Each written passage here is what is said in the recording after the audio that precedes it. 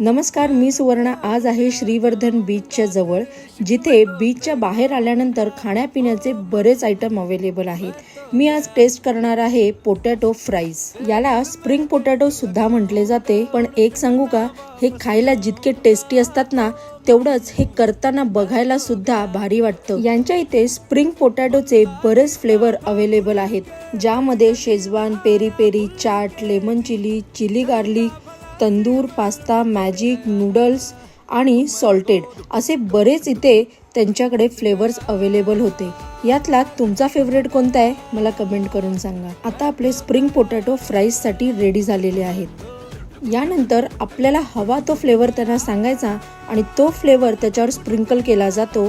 वेगवेगळ्या प्रकारचे sauces add केले जातात आणि रेडी टू ईट असं सर्व केलं जातं. व्हिडिओ आवडला असेल तर एक लाईक करा आणि चॅनलला सबस्क्राईब करा.